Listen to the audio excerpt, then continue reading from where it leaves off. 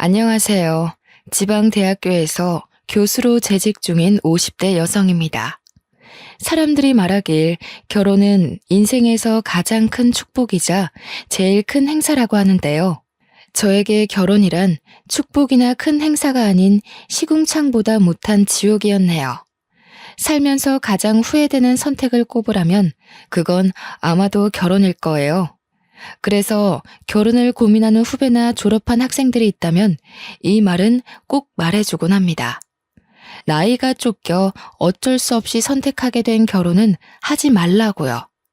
가장 사랑하는 사람과 함께해도 어려운 것이 결혼인데 확신을 갖지 못한 사람과 하는 결혼은 파국으로 치닫을 게 뻔하거든요. 저희 때만 하더라도 여자들은 많이 가르칠 필요 없이 고등학교만 졸업하면 시집을 보내자는 주의였어요. 주변에도 보면 고등학교를 졸업한 후 대학교를 진학하지 않고 바로 시집을 가는 것을 심심찮게 볼 수 있었죠. 그렇지만 저는 교수로 일하고 계시는 부모님 덕분에 무사히 대학교까지 마칠 수 있었네요. 부모님께서는 남자 여자 가릴 것 없이 사람은 배워야 성장한다며 공부하는 것을 정말 많이 강조하셨거든요. 그 덕분에 경제적 여유가 없다면 들어가지도 못할 사립대학교에 들어가서 많은 것을 배우고 경험할 수 있었는데요. 고등학교 때까지만 하더라도 통금 시간이 10시를 넘지 못할 정도로 엄하셨던 부모님께서는 대학교를 입학하자 성인이니 마음대로 하라며 통금 시간을 풀어주시더군요. 그래서 마음껏 대학교 시절을 즐길 수 있었네요. 그리고 대학교 2학년이 되던 해 남편을 만나게 되었습니다. 남편은 법학과에 재학 중인 복학생으로 또래 남자들보다 듬직한 면이 있었어요. 묵묵히 뒤에서 챙겨주는 듬직한 모습에 반해 남편과 연애를 시작하게 되었고요. 그리고 연애를 한 지 6개월 후 저희는 평생을 함께하기로 약속을 하게 되었는걸요. 뱃속에 소중한 새 생명이 찾아왔거든요. 임신 테스트기에 두 줄이 뜬 것을 처음 확인했을 때에는 아무것도 하지 못한 채 그저 방 안에 틀어박혀 있었어요. 물론 새로운 생명이 뱃속에 찾아온 것은 큰 축복이었지만 22살이란 나이는 예고도 없이 들이닥친 변화를 받아들이기 힘들었습니다. 아무리 준비를 열심히 했다고 해도 예상하지 못한 사고가 생기는 것이 출산인데 준비는커녕 아직 대학교도 졸업하지 못한 학생에게 큰 부담이 되는 것은 사실이잖아요.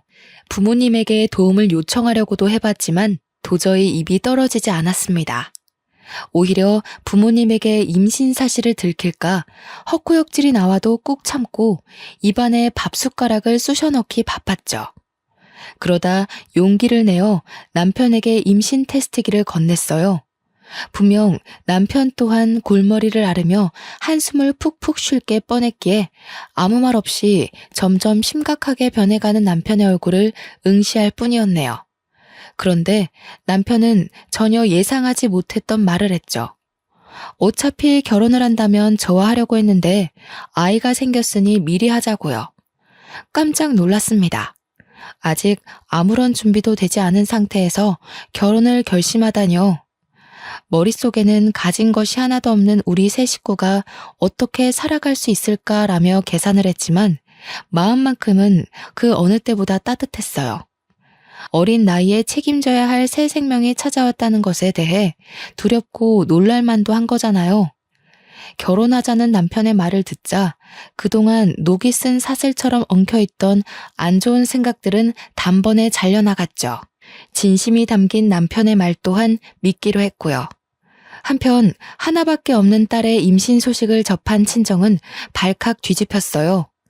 초음파 사진을 내밀자 어머니께서는 머리를 짚으시며 다시 소파에 주저앉기도 하셨죠. 아버지께서는 계속 한숨만 푹푹 쉬셨는데요. 남편은 그에 굴하지 않고 앞으로 저와 뱃속의 아이를 책임질 테니 믿고 맡겨달라고 하더군요. 시부모님 또한 교수로 친정 부모님과 잘 아는 사이였기에 부모님께서는 별다른 반대 없이 저희의 결혼을 허락하셨네요. 시부모님의 올곧은 성품과 남편의 착한 심성이 있었기에 가능한 일이었죠. 결혼 후 저희 부부는 친정 부모님 댁에서 시작을 하게 되었어요. 저희가 나가서 따로 살 돈이 없는 것도 맞는 이유였지만 그보다는 사법고시를 앞둔 남편을 배려하는 차원에서 결심한 일이었죠. 임신을 한다는 것은 생각보다 더 어려운 일이었어요. 뱃속에 새로운 생명이 집을 짓고 산다는 것도 감당할 수 없을 정도로 벅찬 일인데 집안에 틀어박혀 있자니 여간 곤욕이 아니었죠. 남편이라도 곁에 붙어 있었으면 나았을지도 몰랐겠지만 남편은 사법고시 준비로 인해 아침 일찍 나가 잠잘 때가 되어서야 얼굴을 맞댈 수 있게 외로움은 점점 더 커져만 갔어요.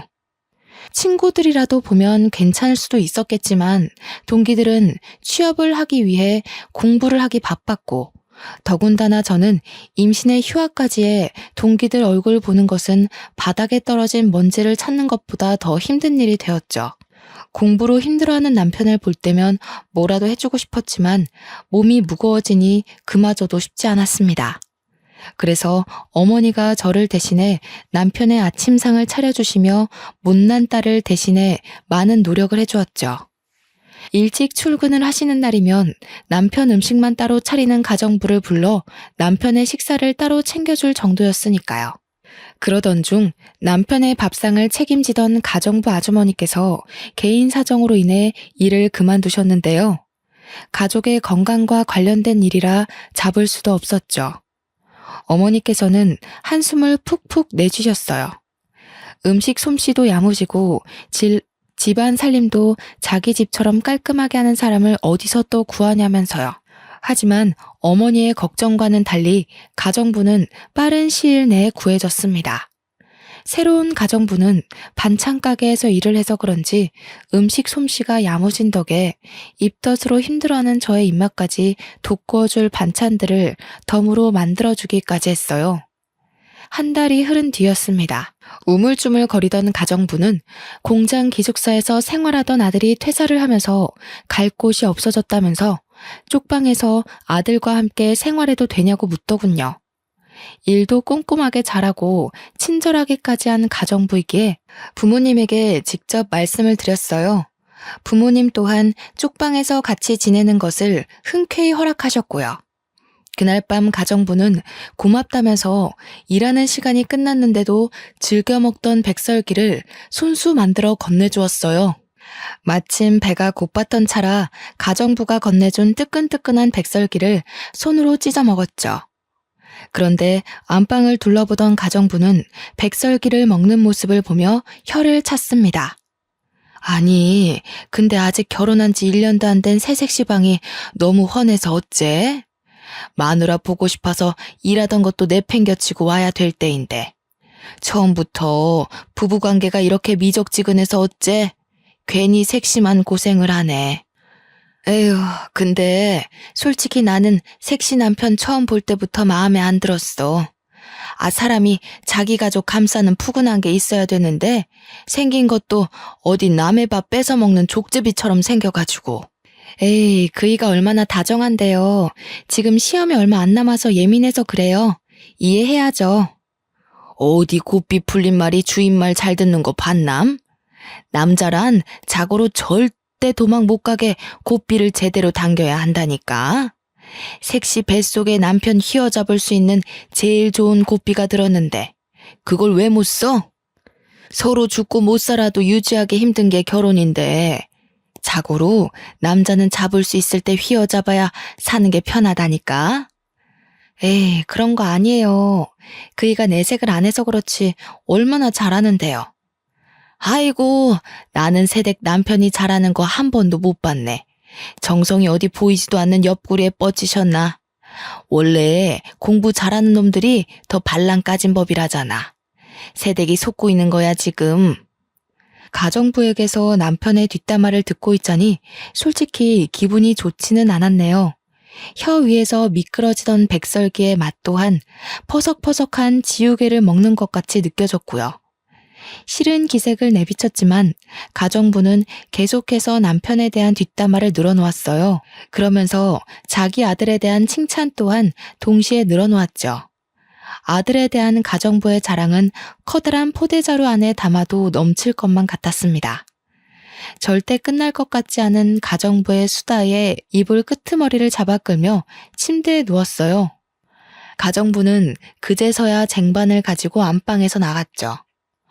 혼자서 생각해 보아도 가정부가 했던 남편에 대한 뒷담화는 정말 기분이 나빴어요. 하지만 곱씹으면 곱씹을수록 가정부의 말이 아예 틀린 것은 아니더군요. 남편이 여자 문제로 속 썩인 일은 없었지만 그렇다고 딱히 저희 가족에게 잘한다는 생각은 들지 않았거든요. 어머니가 쏟는 정성을 남편은 고마워하기는커녕 당연하게 여겼죠. 그뿐만이 아니었습니다. 시험이 다가올수록 남편은 완전히 다른 사람이 된 것처럼 화를 내었고 남편의 날카로운 태도는 가뜩이나 임신으로 예민해져 있는 저에게 큰 충격을 가져다 주었어요. 시험이 다가오니 예민해지는 건 당연하다고 스스로에게 위안을 삼아 보려고 했지만 남편의 행동은 정말이지 도를 지나쳤어요. 남편은 막달이 다가와 화장실을 자주 가는 것 같은 사소한 일도 이해를 하지 못했으니까요. 결국 사소한 갈등은 차곡차곡 쌓여 각방을 쓰는 지경에까지 이르게 되었어요. 결혼을 결정짓는 수많은 요인 중 오직 사랑 하나만 바라본 채 결혼을 했었는데 유일하게 결혼 생활을 유지시켜주던 사랑이 빠져나가자 저희 부부의 상태는 간신히 숨만 붙어 상태나 다름이 없었네요. 부모님은 남편이 중요한 시험을 앞둬 그런 거라며 이해하라고 했지만 22살이란 어린 나이는 그것을 받아들이기 힘들었는걸요. 그러던 중 남편의 본심을 확인할 수 있는 사건이 터지게 되었습니다. 남편과 부모님이 모두 아침 일찍 집을 나간 날이었어요. 매일 똑같은 집에 박혀 있으니 너무 따분하고 심심하더라고요. 그래서 집 근처 공원에 산책을 나가게 되었죠. 그런데 걸은 지 얼마 되지도 않았을 때 갑자기 아랫배에 엄청난 복통이 느껴졌어요. 누군가 말라 비틀어진 행주를 계속해서 쥐어짜는 듯한 아픔이었죠. 처음 느껴보는 생생한 고통에 119를 부를 생각도 하질 못했습니다. 그 순간 머릿속에 떠오른 것은 남편밖에 없었고요. 그래서 공원 벤치에 앉은 채 남편에게 전화를 걸었는데요. 자꾸만 조여오는 고통에 울먹이며 전화를 하자 남편은 다짜고짜 짜증부터 냈어요. 야, 내가 의사냐? 아프면 119에 전화를 해야지 왜 나한테 전화를 하고 난리야. 그러게 배가 남산만 하면 가만히 집에라도 박혀있던가. 뒤룩뒤룩 살찐 거 자랑하고 싶어서 밖에 나간 거냐? 잔말 말고 나 바쁘니까 119 전화해서 응급실 가던 아니면 집에 들어가던 알아서 해. 앞으로 이런 일로 전화하지도 말고. 전화가 뚝 끊기고 잠시의 고통을 잊을 만큼 남편의 언행은 충격적이었습니다. 아무리 무심한 남자라 할지라도 자기 아이를 임신한 상태로 아프다고 하면 신경 쓰는 것이 당연한 거잖아요. 남편의 말이 어찌나 충격적이던지 볼가를 축축하게 적시던 눈물마저 쏙 들어갈 정도였어요. 하지만 이내 아픔은 다시 찾아왔고 어쩔 수 없이 가정부에게 전화를 걸게 되었네요. 가정부는 채 4분도 안 되는 시간 안에 달려왔어요. 옆에는 가정부의 아들이 있었고요. 식은땀을 흘리며 배를 움켜잡고 있자 가정부 아들은 실례하겠다는 말과 함께 저를 번쩍 안아들었습니다.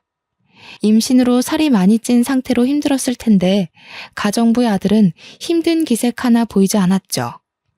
가정부와 가정부의 아들이 힘써준 덕분에 병원에 늦지 않게 도착할 수 있었는데요. 다행스럽게도 의사는 갑작스러운 움직임으로 배가 뭉쳐서 그런 것일 뿐 유산은 아니니 안심하라고 하더라고요.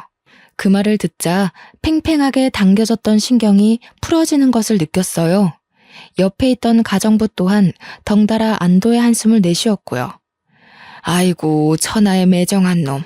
자기 새끼 가진 마누라를 이렇게 천대하나? 색시, 아무래도 이 결혼 잘못한 것 같아. 지금도 이렇게 천대를 하는데 나중에 색시가 나이 먹어서 아플 때도 제대로 들여다보기나 하겠어? 애 생각해서 참고 산다 생각하지 말고 이참에 이혼해버려. 평생 옆에 두고 속 끓일 바에는 깔끔하게 갈라서는 게 낫지. 가정부의 아들은 툭툭 가정부의 팔꿈치를 쳤습니다. 그만하라는 뜻이었죠. 무뚝뚝한 얼굴로 작은 것까지 세심하게 배려하는 남자를 보자 그동안 남편이 얼마나 무심했는지 다시 한번 깨닫게 되더군요. 택시에서 내린 후에도 가정부 아들은 계속해서 몸 상태를 걱정하며 자신의 등에 업히라고 했어요. 가정부 아들의 등은 참 넓고 따뜻했는데요. 가정부 아들에게 감사한 마음을 느끼는 한편 남편이 원망스럽기도 했네요. 결혼을 한다면 다른 남자가 아닌 남편이 업어줄 거라고 생각했거든요. 가정부에게 자초지종을 들은 부모님께서는 화들짝 놀라시며 평소보다 이른 시간에 퇴근을 하고 집에 돌아오셨어요. 집안에 있던 온 식구들은 한데 모여 몸 상태를 걱정해 주었습니다. 남편 한 사람만 빼고 말이에요. 남편은 자정이 넘는 늦은 시간이 되어서야 집에 들어왔는데요. 몸 상태를 걱정해주기는커녕 다짜고짜 아이가 태어나면 유전자 검사를 하자고 말하더군요. 황당했습니다. 갑자기 유전자 검사라뇨. 그래서 왜 그런 거냐고 되묻자 남편은 제 뱃속에 있는 아이가 자기 자식인지 의심스럽다고 했어요. 당신 그게 무슨 말이야? 당신이 애 아빠가 아니면 뱃속에 있는 애 아빠는 누군데? 그러니까 당당하면 검사해보자니까. 어려운 거 아니잖아. 그냥 확인 한 번만 시켜주면 되는 걸. 뭘 그렇게 화를 내? 유전자 검사에서 내 자식인 거 나오면 아무 문제 없잖아.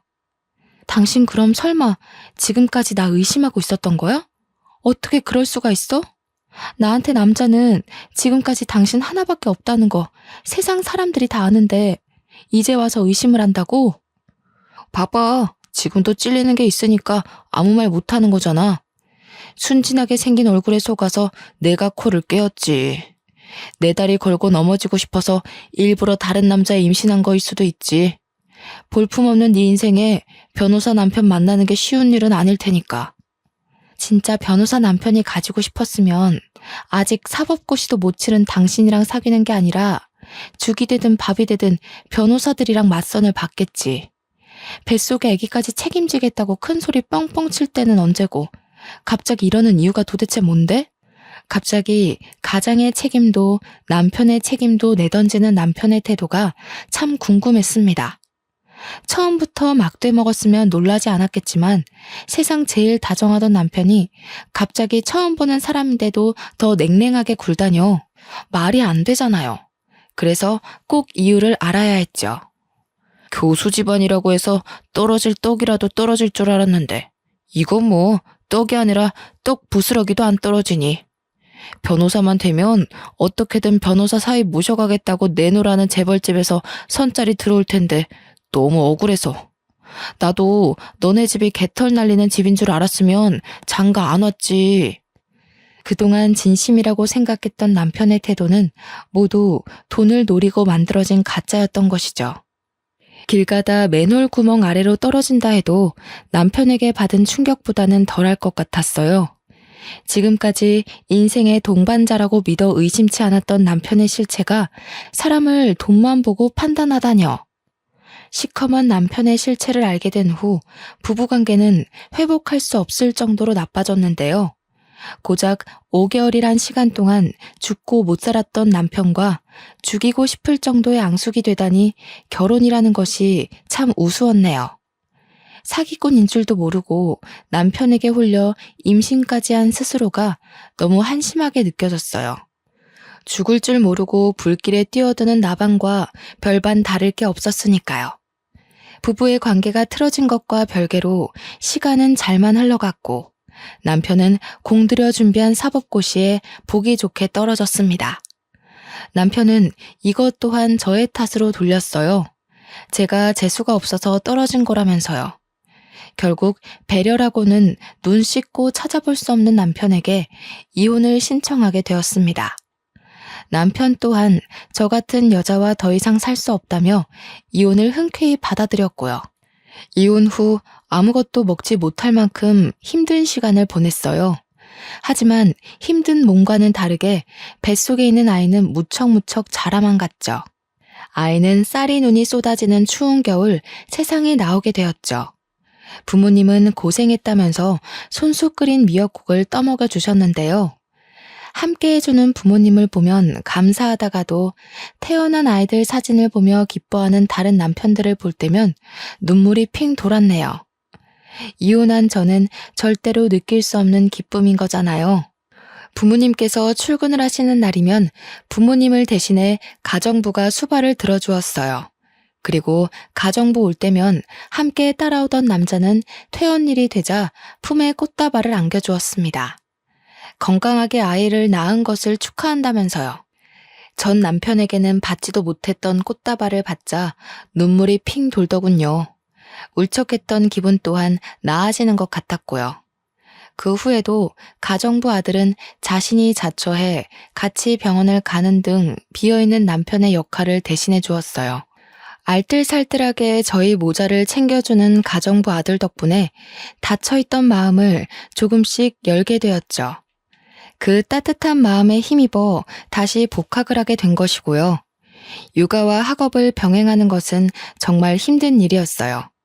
하지만 그럼에도 아들에게 부끄럽지 않은 엄마가 되기 위해 이악 물고 버티게 되었죠. 고개도 가누지 못했던 아들이 돌이 지나자 부모님께서는 슬슬 재혼 이야기를 꺼내셨는데요. 아직 이혼에 대한 아픔이 채 가시기도 전에 재혼 이야기가 나와 껄끄럽기는 했지만 부모님이 얼마나 걱정하시는지 알기에 어쩔 수 없이 선자리에 나가게 되었습니다.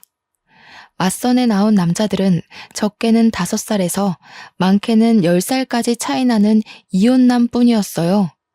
남자들은 이혼녀라는 이유만으로 무례하게 구는 구석이 있었는데요. 그럴 때마다 항상 따뜻하게 배려해주던 가정부 아들이 생각났습니다. 가정부의 아들이라면 색안경을 끼고 무례하게 구는 남자들과 다르게 좋은 남편이자 좋은 아빠가 되어줄 것 같았거든요. 하지만 가정부 아들에 대한 마음을 쉽게 드러내지는 못했어요. 아직 젊고 창창한 사람에게 괜히 짐을 지어주기 싫었는걸요. 혼자서 끙끙 앓고 있을 때 기적 같은 일이 일어났습니다. 가정부 아들이 먼저 마음을 고백해준 것이었어요. 가정부 아들은 많이 부족한 것은 알지만 좋은 아빠, 좋은 남편이 될 테니 자신에게 한 번만 기회를 달라고 하더군요. 다른 건 볼 필요도 없었어요. 그 진실된 마음 하나면 좋겠거든요. 가정부 아들은 밤낮이 뒤죽박죽인 교대 근무를 해 몸이 고단할 텐데도 항상 피곤한 기색 없이 잘해주려 노력을 했습니다. 아들에게도 다정하게 대해주었고요. 그래서 대학원에 진학했을 때 부모님께 가정부 아들과 재혼을 하겠다고 밝히게 되었네요. 부모님과 가정부의 반응은 불과 물처럼 극명하게 나뉘었어요. 가정부는 껍질을 벗기고 있던 마늘을 천장 위로 던지며 기뻐했고 부모님께서는 가슴을 내려치시며 답답해 하셨죠. 그렇게 당해놓고도 정신을 못 차려. 어디 만날 남자가 없어서 하필 골라도 가정부집 아들이야. 전 남편한테 호되게 당해놓고도 아직 철이 안 들었어. 저 자식이랑 정 결혼하고 싶으면 우리랑 영 끊고 호연이도 놓고 맨몸으로 나가서 살아라. 듣자 하니 기분이 썩 좋지는 않네요. 사장님께서는 얼마나 자식 농사를 잘 지으셨길래 저희 아들한테 타박을 하시는 거예요? 제가 아무리 남의 집에서 식모살이 하면서 힘들게 산다고 해도 우리 아들 애 딸린 이혼녀한테 시집 보낼 만큼 머리 빈 짓은 안 하거든요. 아무리 우리 딸이 애 딸린 데가 이혼을 했다고 해도 이건 급이 안 맞아도 너무 안 맞죠? 아줌마는 눈 없어요? 딱 보면 알 수 있잖아요. 서울에서 내놓으라는 대학원 나와 몇 년 있으면 대학 교수 될 사람이랑 밤낮 없이 자동차 공장에서 일하는 아줌마네 아들이랑은 당연히 차이가 있죠. 앓는 소리 하면서 하도 봐달라고 해서 아들까지 집에 들어오게 해줬더니 아줌마는 도대체 아들 단속을 어떻게 한 거예요? 얼마나 우리를 물러봤으면 주제 파악도 못하고 주인집 딸한테 찍적거리냐고요. 됐어. 당신은 상대도 하지 마. 경우 없는 집안이랑 엮이는 건 한 번이면 족하지. 일할 가정부는 많아. 쫓아내고 다시 들이면 그만이야. 아이고, 누가 겁낸 줄 알고? 나도 우리 아들 천대하는 이런 집구석에서는 일 못하지. 나가도 내 발로 나갈 거니까 털끝 하나 건드리지 마요. 참나, 자기들은 얼마나 잘났길래 남의 집 살이 좀 한다고 무시나 해대고. 마음씨를 그렇게 거지같이 쓰니까 딸도 이상한 사람이랑 엮여서 이혼녀 딱지나 이마에 떡하니 붙이고 있는 거 아니에요. 양가 부모님의 반대로 결국 결혼은 무산되었어요. 그뿐만이 아니었습니다. 3년 넘게 저희 집에서 일하시던 가정부는 큰 모욕에 감정이 상한 듯 다짜고짜 쪽방으로 달려가 짐을 챙기기 시작했어요. 아버지께서는 몇십 년 전 끊었던 담배를 다시 피우셨고요. 또 한 번 부모님께 실망을 안겨드렸다는 죄책감과 그럼에도 사랑하는 사람과 다시 한번 살아보고 싶다는 마음이 충돌하여 머릿속은 복잡해졌네요. 어머니께서는 차라리 없는 자식 칠 테니 나가서 살라며 집에서 내쫓으려고까지 했는데요. 그때 다시 한번 느끼게 되었습니다. 부모님께서 아무리 반대한다고 해도 가정부 아들과 가정을 꾸리고 싶다고요. 그래서 부모님께서 정반대하신다면 부모 자식 간의 인연을 끊은 채 밖에서 살림을 차릴 생각까지 했네요. 정말 불효녀 같은 짓이었죠. 하지만 작은 변명을 하나 하자면 인생에서 다시는 없을 기회 같았어요. 가정부 아들을 놓친다면 평생을 혼자 살 것만 같았죠. 그런데 부모님의 반대는 의외의 곳에서 해결이 되었습니다. 바로 아들이었어요. 어른들이 난리를 피우는 사이 아들은 가정부 아들에게 달려가 아빠라고 부르며 안겼거든요. 자식 이기는 부모 없다고 아들이 아빠라 말하며 따르는 것을 보자 결국 저희의 결혼을 허락하셨는걸요. 남편은 돌아가신 시아버지가 남겨놓은 빚 때문에 저는 대학원을 졸업한 지 얼마 되지 않았기 때문에 서로가 돈이 없는 상태였어요. 지갑 사정을 뻔히 아시는 부모님께는 친정과 가까운 곳에 있는 아파트에 신혼집을 차려주라고 하셨는데요. 저희 부부는 친정 부모님의 지원을 한사코 거절했습니다. 부모님의 가슴에 2번씩이나 상처를 낸 주제에 지원까지 받는다면 너무 염치가 없을 것 같았거든요. 그래서 결혼식도 올리지 않은 채 있는 돈 없는 돈을 탈탈 털어 다 쓰러져가는 구축 빌라에서 신혼생활을 시작하게 되었죠. 집이 워낙 낡은 탓에 쑥꼭지를 돌릴 때면 녹물이 나올 때도 있었고 갑자기 불을 켤 때면 바닥에 있던 바퀴벌레를 발견하기도 했지만 그래도 행복한 신혼생활이었어요. 전과는 비교도 할 수 없을 만큼의 행복감과 안정감을 느껴졌죠. 다른 가족들은 없이 살던 남편이 저를 등쳐먹기 위해 일부러 결혼을 한다며 수군거렸지만 오히려 그 반대였어요. 제가 남편의 등에 올라타 남편이 떠먹여주는 밥을 받아먹었거든요. 교대 근무로 힘들 텐데도 남편은 논문 발표와 조교 생활로 지친 저를 위해 손수 아침밥을 차려주었습니다. 아침 일찍 일을 나갈 때면 냉장고 앞에는 잊지 말고 밥을 챙겨 먹고 가라는 메모지가 붙어 있었죠. 냉장고 안에는 지난밤 남편이 만든 김밥이 들어 있었고요. 그뿐만이 아니었어요. 서로 경제적 여유가 되자 남편은 그동안 고졸로 살았던 것이 창피했다며 대학교를 가겠다고 말을 했습니다. 아들을 위해서라도 꼭 대학교 졸업장이 필요하다고 하면서요. 그리고 남편은 방송통신대학교에 들어가 열심히 공부를 했네요. 머리가 좋았던 덕에 남편은 우수한 성적으로 방송통신대학교를 졸업할 수 있었는데요. 졸업장을 딴 뒤에는 대기업 생산직 일을 그만두고 돌연 떡볶이 장사를 하겠다고 선언을 하더군요. 의아하긴 했지만 한번 하기로 마음먹은 것은 끝까지 해내는 남편을 믿었기에 남편이 하자는 대로 따를 뿐이었죠. 그런데 문제는 예상치 못한 곳에서 터졌습니다. 남편이 떡볶이 장사를 한다는 것을 들은 시어머니는 다짜고짜 찾아와 문을 열라며 행패를 부리셨어요. 잘 다니던 대기업까지 때려치고 장사를 한다길래 나는 드디어 너가 이혼녀 딱지 떼게 해준 우리 아들한테 근사한 사업체 하나 차려줘서 보답하겠구나 생각했다. 근데 뭐? 학교 앞 떡볶이 장사? 네가 제정신이냐? 어디 귀한 남의 아들한테 떡볶이 장사를 시켜? 그것도 잘 다니던 직장까지 때려치게 만들고 앞길 창창한 총각 등에 이혼녀 딱지 떼고 자식 새끼까지 업히게 했으면 최소한의 양심은 있어야지. 지는 대학원까지 가서 잘난 척 고개 빳빳이 들고 다니면서 어디 남편은 코 흘리게 돈이나 받는 떡볶이 장사를 시킬 수가 있어? 너네 부모도 그러는 거 아니야. 아무리 가정부 아들이라지만 이혼한 지 딸이며 손자까지 걷어줬는데 어떻게 지원 한 번을 안 해줄 수가 있어? 어머니, 그런 게 아니라요. 그이가 하도 떡볶이 장사를 하고 싶다고 하길래. 듣기 싫다. 아무리 내가 너네 집 굳은 일을 했다고 해도 최소한의 예의는 지켜야지. 돈 내주기 싫으면 애라도 낳던가. 신랑 사업하는데 돈도 내주기 싫다. 애도 낳기 싫다. 우리 집 아들이 너랑 네 아들 뒷바라지하는 종이냐? 이런 식으로 할 거면 그냥 깔끔하게 갈라서라. 정말 작정을 하고 오셨는지 어머니는 가방에서 꺼낸 이혼 서류를 바닥에 던지셨어요. 물론 시어머니의 말에 상처를 받기는 했지만 그동안의 일을 뒤돌아보니 정말 제가 너무한 것 같았습니다. 교수가 너무 되고 싶다는 욕심 때문에 남편과의 사이에서 아이도 포기한 채 앞만 보고 달린 거잖아요.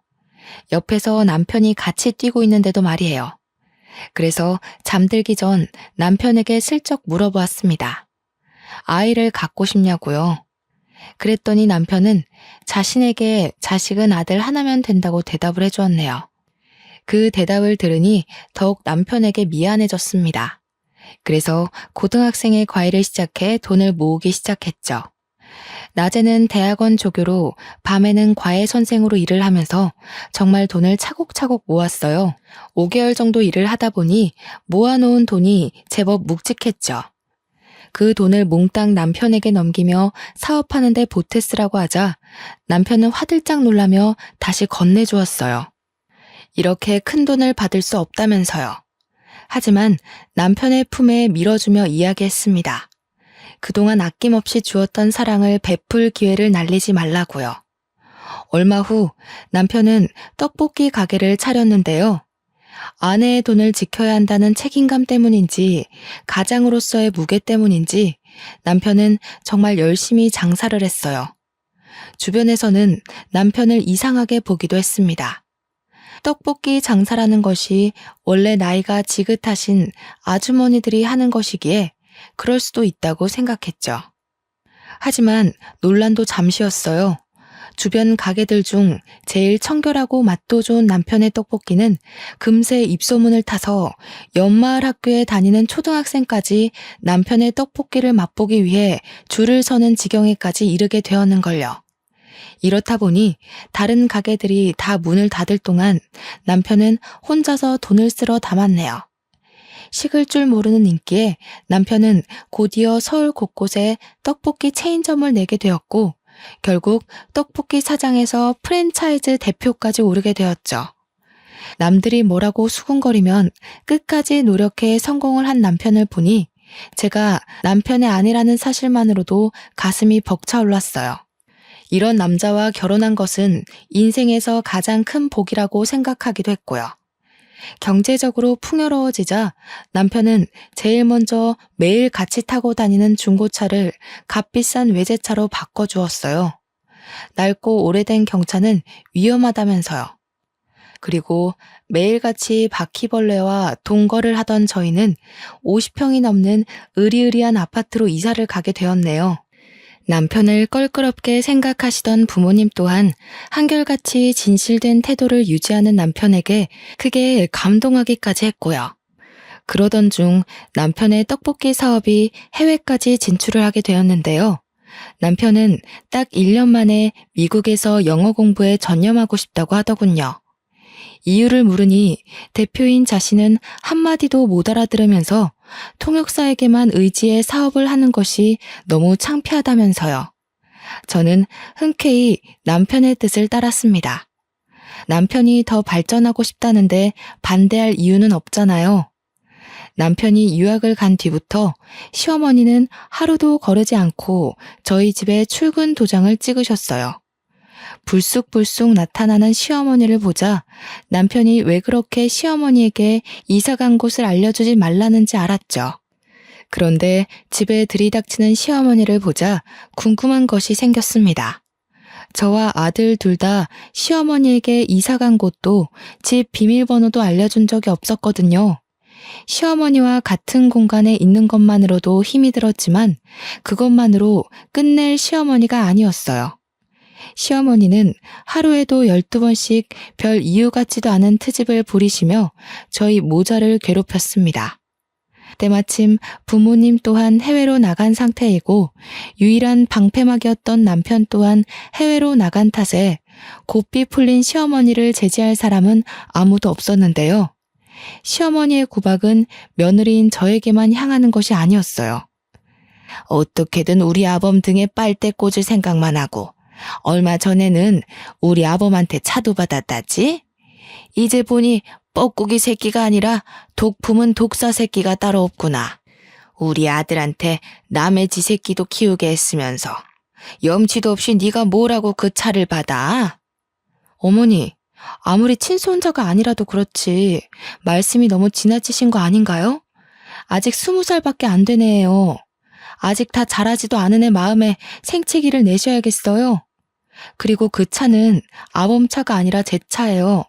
차 바꾼 김에 타고 다니라고 준 거예요. 아이고, 시애미가 군말 없이 가만히 있으니까 앞도 못 보고 다니는 신봉사인 줄 아는 거냐?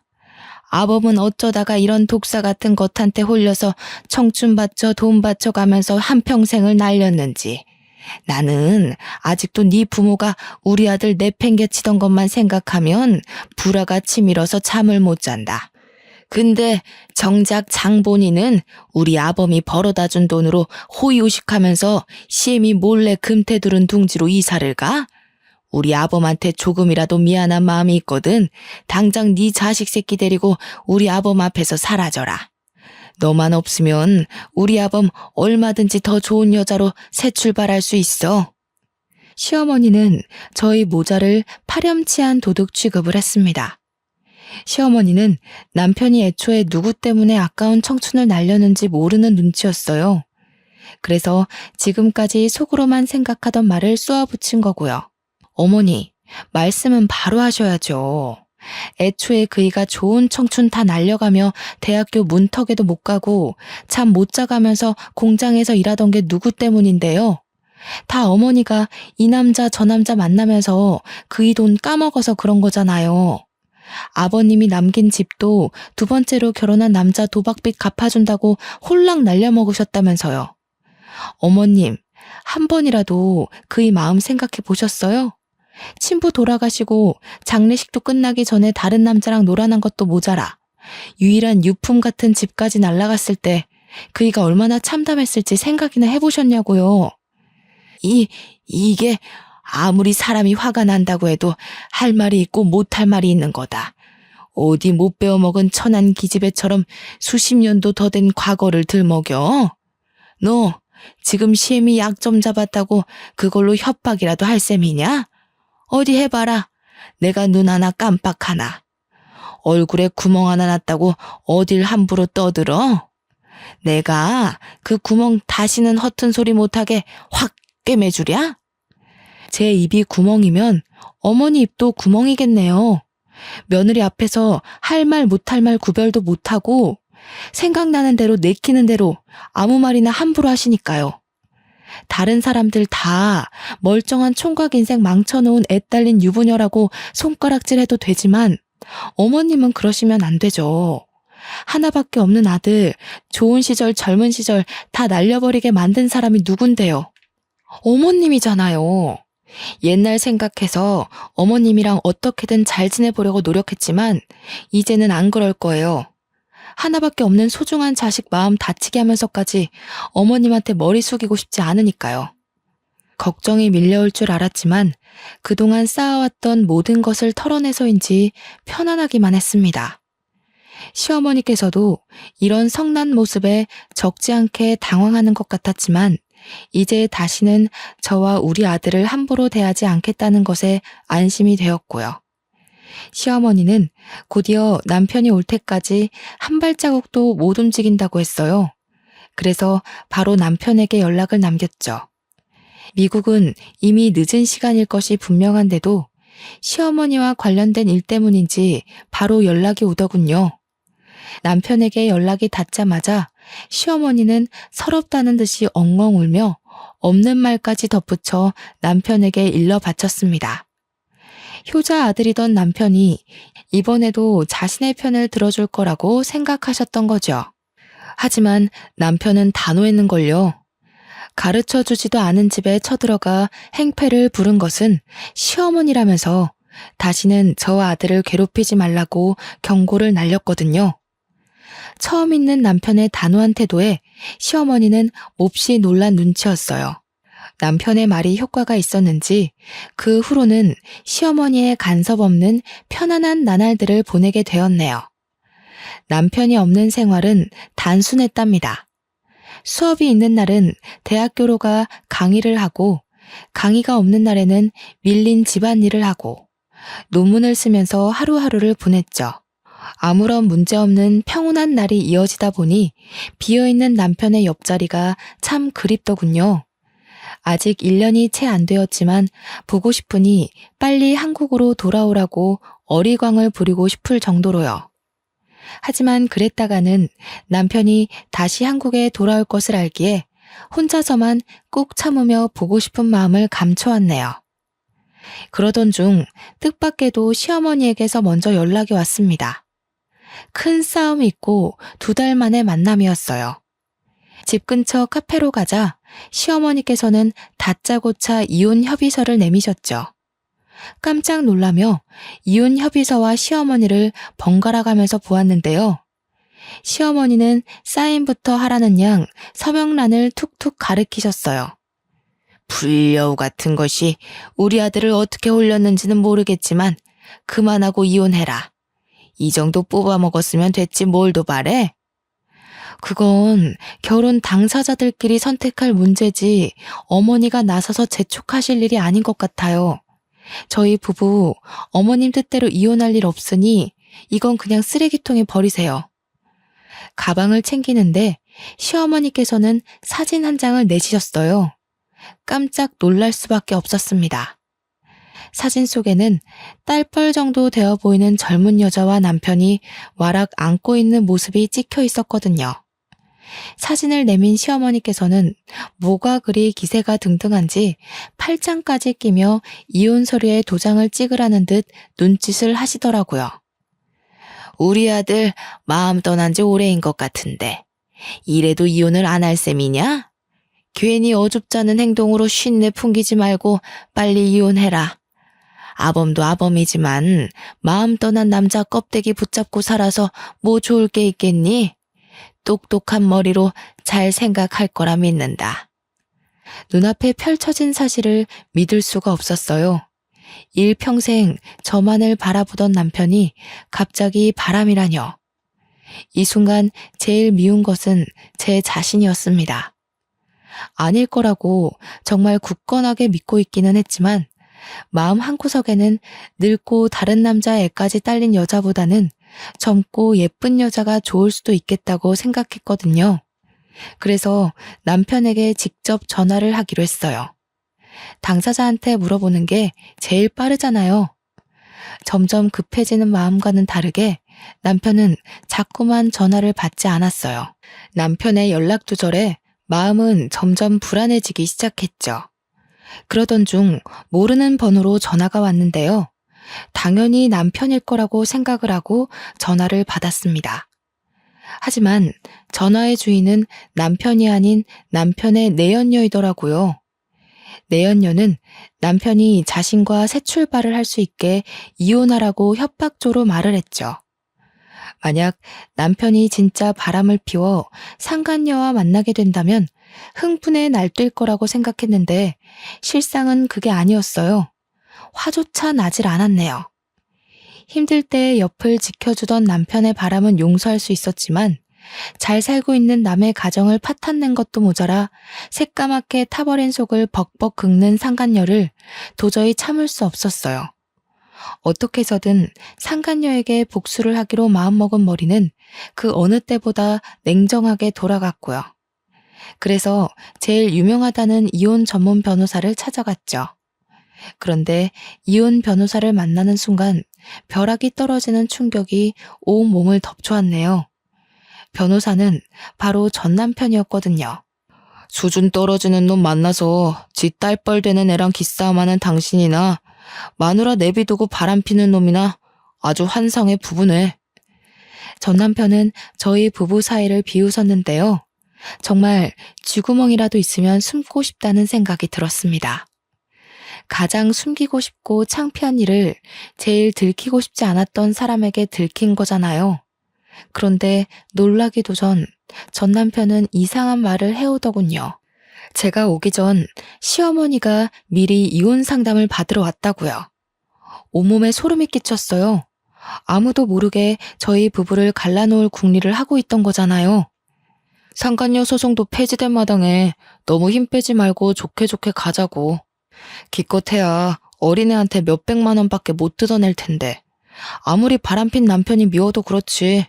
앞길 창창한 아가씨 인생을 망쳐서 되겠어? 그러지 말고 위자료 두둑하게 받을 수 있게 도와줄 테니까 깔끔하게 이혼해. 담례로 이혼하고 받은 위자료 반만 떼서 준다면 물불 안 가리고 열심히 힘써줄게. 시어머니도 소름이 끼쳤지만 아들에 대한 걱정은 눈꼽만큼도 없이 자기 사리사욕만 채우려는 전 남편을 보자 온몸에 소름이 돋더군요. 그래서 이혼 소송을 어떻게 되건 상간녀 소송이 어떻게 되던 사무실을 박차고 나왔죠. 상간녀와 시어머니에게서 계속 문자 폭탄이 와도 남편은 여전히 답이 없는 상태였어요. 이쯤 되니 짜증이 나기보다는 슬슬 걱정이 되기 시작했죠. 그래서 직접 남편을 찾아가기로 결심을 했죠. 하지만 남편을 찾고 싶다는 굴뚝 같은 마음과는 다르게 현실적인 조건은 참 마음을 따라주지 않았네요. 처리해야 할 일이 가득했거든요. 고민하고 있자 아들이 옆으로 와 자신이 직접 남편을 찾아오겠다고 하더군요. 자기가 먼저 나서는 아들을 보자 걱정이 되기도 했지만 한편으로는 고맙기도 했네요. 그래서 아들을 믿어보기로 결심했어요. 아들을 공항에 데려다주는 순간에는 걱정이 몰려오기도 했습니다. 사실이건 거짓이건 불미스러운 일로 아들을 다른 나에게 보내는 것이 마음에 걸렸고요. 남편을 찾기 위해 비행기에 올라탄 아들은 꼬박 3일 동안 연락이 되질 않았는데요. 혼자 떨어져 있는 72시간 동안 안 좋은 생각만 떠오르며 밥 한 술도 제대로 뜨지 못할 만큼 걱정이 많이 되더라고요. 아들은 집을 떠난 지 4일이 되어서야 연락이 왔어요. 남편과 함께 한국으로 간다는 짤막한 답장이었죠. 그렇지만 그 한 줄의 문자를 받는 순간 얼마나 안심이 되었는지 손발에 힘이 탁 풀렸습니다. 남편과 함께 귀국하겠다는 것은 해결책이 보인다는 이야기니까요. 공항에 미리 마중을 나가 있는 동안 머릿속은 참 복잡했어요. 남편을 만나면 상간녀에 대한 말을 먼저 꺼내야 할지 아니면 시어머니가 우리 부부 사이를 갈라놓기 위해 이혼 상담까지 받았던 걸 말해야 할지 고민이 많았거든요. 하지만 공항을 걸어 나오는 남편을 보는 순간 모든 말을 이을 수가 없었네요. 남편의 얼굴을 보는 순간 왈칵 눈물이 쏟아나올 뿐이었으니까요. 오열하는 모습을 보자 남편은 들고 있던 캐리어도 내던지고 한 걸음에 달려와 주었어요. 그리고는 어깨를 와라 끌어안아 주더군요. 남편의 품에서 저는 그저 어린아이처럼 목 놓아 울 뿐이었어요. 그렇게 한참을 울다 남편에게 물었죠. 아들과 저를 버리고 새파랗게 어린 상간녀와 바람 난 것이 맞냐고요. 감정적인 저와 다르게 남편은 차분하게 눈물을 닦아줄 뿐이었어요. 출국을 하는 동안 아들에게 전후 사정을 들은 것이 분명했죠. 남편은 주머니에 있던 핸드폰을 꺼내 사진 한 장을 보내주었는데요. 사진 속에는 시어머니가 말한 상간녀와 남편이 단란하게 모습이 찍혀 있더군요. 깜짝 놀라서 남편은 곧이어 말을 이었습니다. 상간녀는 무슨, 아무리 봐도 어머니가 또 수작을 부린 것 같네. 얘는 미국에서 유학하고 있는 조카 딸이야. 전혀 예상할 수 없었던 대답에 뒤로 넘어가고 말았죠. 알고 보니 남편이 유학길에 오른 곳 근처에는 미국에서 대학교를 다니고 있는 조카 딸이 살고 있었어요. 남편은 조카 딸에게 용돈을 주는 대신 생활비를 주고 있었던 것이고요. 모든 진실을 듣고 나자 언제 울었냐는 듯 두 눈에서는 눈물이 쏙 들어갔습니다. 그리고 조카 손녀까지 팔아먹으며 저희 부부를 이혼시키려고 한 시어머니를 도저히 용서할 수가 없었죠. 아무리 이혼녀 딱지가 붙은 며느리가 싫다고 해도 가까운 가족까지 건드리다뇨. 최소한의 예의를 아는 사람이라면 절대 하지 않을 행동인 거잖아요. 어두운 낯빛을 눈치챘는지 남편은 이 모든 일은 자신이 책임질 테니 아무 걱정하지 말라고 말했습니다. 그 말을 들으니 참 안심이 되더라고요. 그동안 왜 걱정했을까 의문을 가질 정도로 복잡하던 머릿속은 청소기를 돌린 것처럼 깨끗해졌죠. 남편이 한국에 들어온 후 시어머니에게서는 전화가 걸려왔어요. 받을까 말까 고민을 했지만 그래도 저희 부부를 이혼시키려던 진짜 이유를 알고 싶어 전화를 받기로 했습니다. 못된 것. 우리 아범을 어떻게 구워 삶았길래 낳아주고 키워준 애미한테 절연하자는 소리가 나와? 먼저 자작극 벌이면서 잘 살고 있는 저희 부부 이혼시키려고 한 건 어머니시잖아요.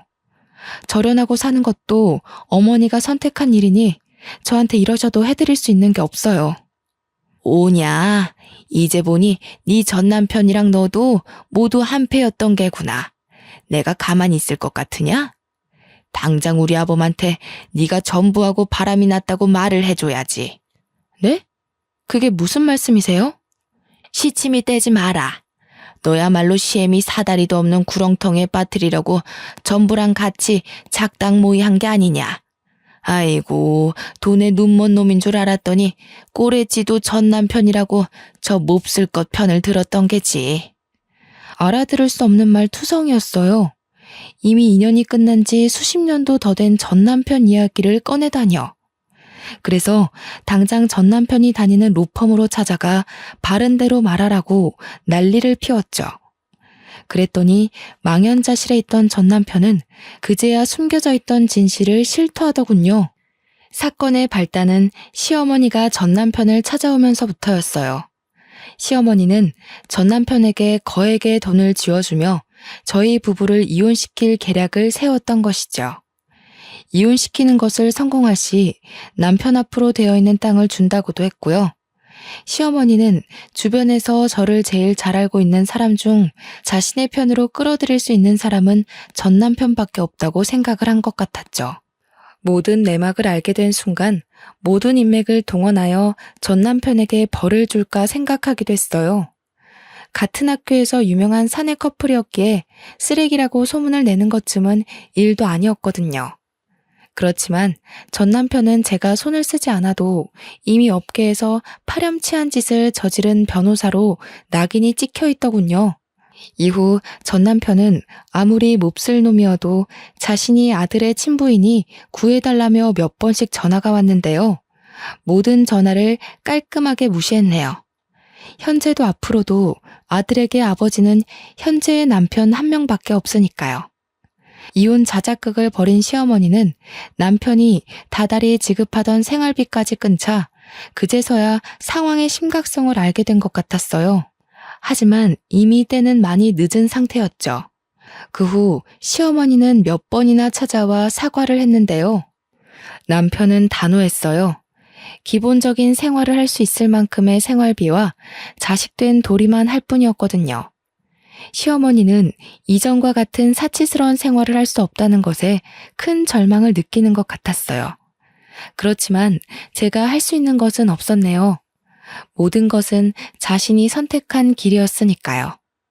모든 것을 해결한 후 저희 부부는 각자의 위치에서 열심히 살려고 노력 중이에요. 남편은 잠도 줄여가며 일할 만큼 바쁘게 지내는 와중에도 결혼 기념일을 잊지 않고 꽃다발을 선물해 주었는데요. 힘들 때나 기쁠 때나 한결같이 사랑을 주는 남편이 옆에 있는 것이 얼마나 기쁜지 표현할 방법이 없네요. 아무리 가장 사랑하던 사람이라고 해도 한평생 살다 보면 지겨워지기 마련이라고 하는데요. 저는 다음 생에도 어렵게 돌아가지 않고 처음부터 남편을 만나 도란도란하게 살아가고 싶습니다. 제 인생의 가장 큰 축복은 남편을 만난 것이니까요. 지금까지 제 사연 들어주셔서 감사합니다. 여러분도 좋은 인연 만나서 행복하시길 바랄게요.